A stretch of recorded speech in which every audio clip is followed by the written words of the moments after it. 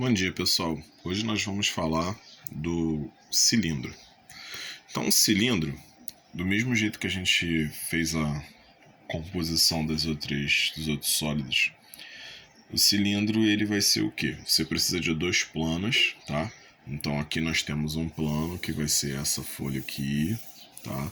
Nessa folha a gente demarcou um círculo, tá bom?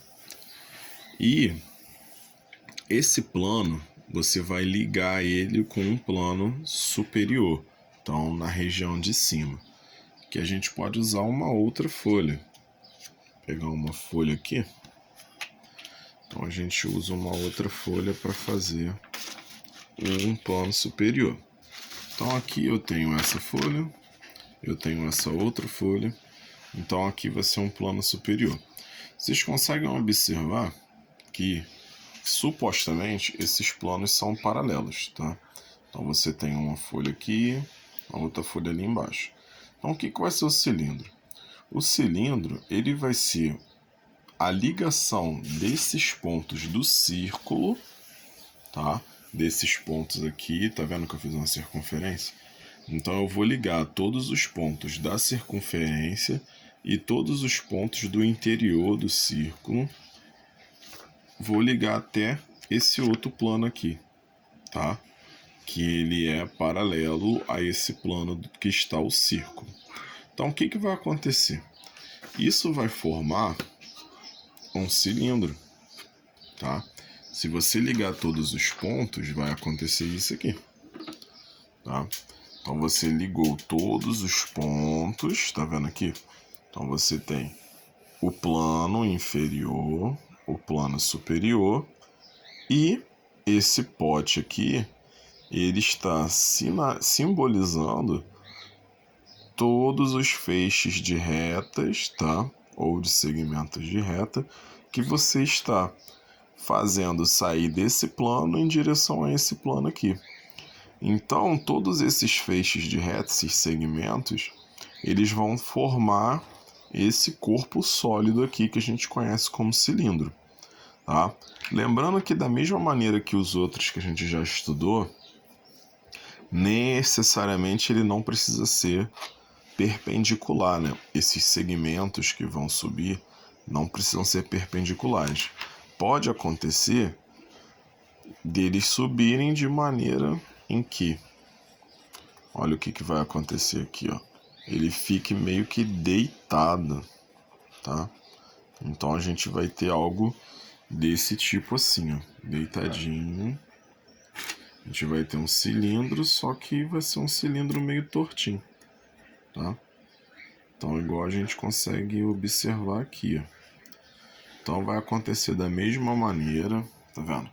É um cilindro também, mas ele está meio tortinho, que a gente vai dar o nome de oblíquo, entendeu? Mas ele faz a mesma coisa. Ele vai sair do plano inferior, vai entrar em contato com o plano superior. Vocês conseguem observar que ele não está reto, tá? Então isso daqui seria a definição de cilindro. Agora vamos ver a sua classificação. O cilindro, ele pode ser classificado de duas maneiras, tá? Então a classificação do cilindro, ela vai acontecer pelo formato desse cilindro. Se ele for igual ao pote que a gente viu, se ele for reto, ou seja, o que vai definir se ele vai ser reto? Se a geratriz, que é essa linha preta aqui, se a geratriz, que vai ser a linha que vai pegar da base até o topo do cilindro, se a geratriz for mesmo tamanho que a altura, ou seja, o cilindro for em pezinho, igual a gente viu no início, ele vai ser chamado de cilindro reto. Cilindro reto. Então, quando que o cilindro vai ser reto? Quando a geratriz é igual à altura. E o cilindro, ele vai ser oblíquo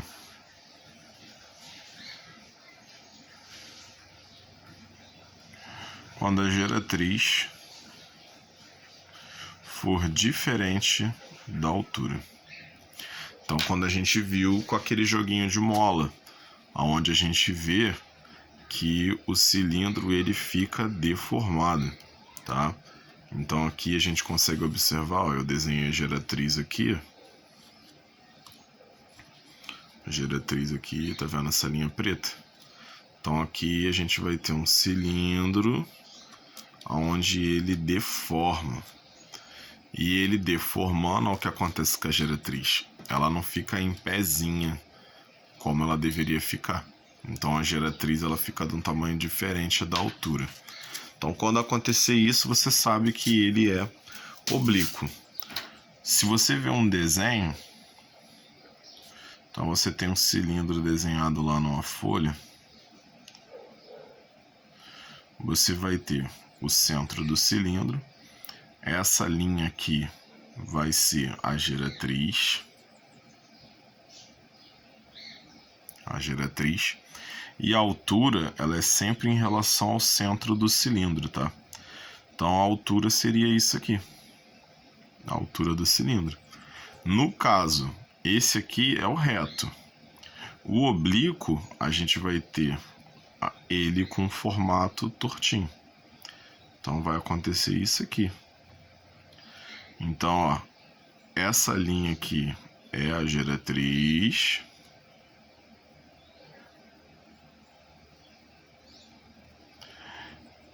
E isso aqui é a altura. Tá? Então você pode perceber que eles têm tamanho diferente. A geratriz, ó, tá aqui e a altura tá aqui. Então eles vão ter tamanhos diferentes. Quando isso acontecer, esse cilindro ele é chamado de oblíquo. Tá? Então algumas coisas que a gente precisa saber sobre o cilindro. Como, por exemplo, cálculo de área. Como é que eu calculo a área de um cilindro? Um cilindro, como a gente pode observar, ele nada mais é do que um retângulo, tá vendo? Você volta aqui, você fez um cilindro. Então, ó, a área desse cilindro, ele é composto de um retângulo, tá? Um retângulo, como se você tivesse pego esse pote aqui, rasgado ele no meio, na direção dessa linha. Então ele vai abrir igual uma folha, tá? Então você tem aqui um cilindro, rasgou ele no meio, o que vai acontecer? Abriu igual uma folha. Então você tem um retângulo e você tem dois círculos. Um embaixo, tá vendo?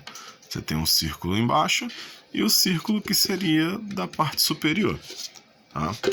Então quando você vai calcular a área, o cilindro ele vai ter duas áreas, duas não, três, né? É a área lateral, que você vai calcular a área de um retângulo, que é a base vezes a altura, e a área da base, que é composta de um círculo. Então você vai calcular πr ao quadrado. E a área total, que é a junção desses dois resultados. Então, no caso aqui, você vai ter 2 vezes a área da base, né? Porque você tem um círculo em cima e embaixo, mais a área lateral, certo? Então, aqui você tem a área total desse cilindro.